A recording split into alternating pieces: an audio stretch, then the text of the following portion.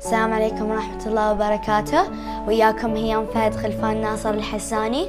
اليوم نتعلم فن جميل واللي هو فن الرسم بالخط العربي. نحتاج إلى ألوان أكريليك وأقلام خط العربي بأحجام مختلفة باللون الأسود، وقلم رصاص ودفتر، ولازم نطبع هاي الرسمة دلة.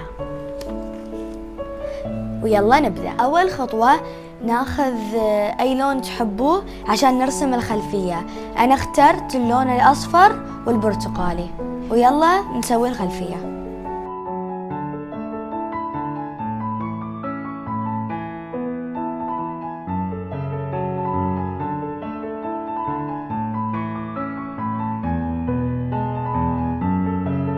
وهاي طلعت لون الخلفية. الحين بعد ما نشفت اللوحة الخلفية ناخذ الدلة اللي قصيناها ونحدد عليها بالقلم الرصاص. هي صح لازم ايدكم تكون ثابتة عشان ما تخترب الرسمة.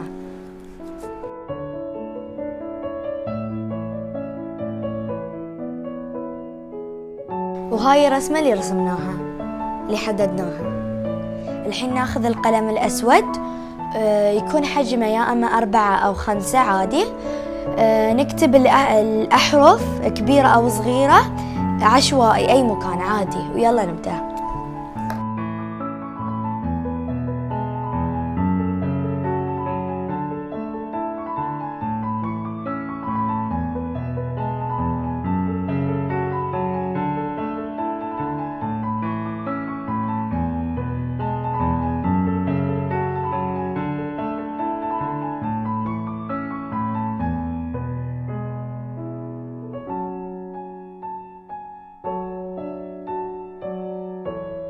الحين ناخذ القلم الصغير ونسوي الفتحات والسكون والضمة والكسرة.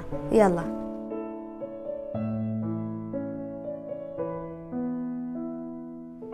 وهاي طلعت النتيجة. وإن شاء الله اليوم عجبتكم الورشة.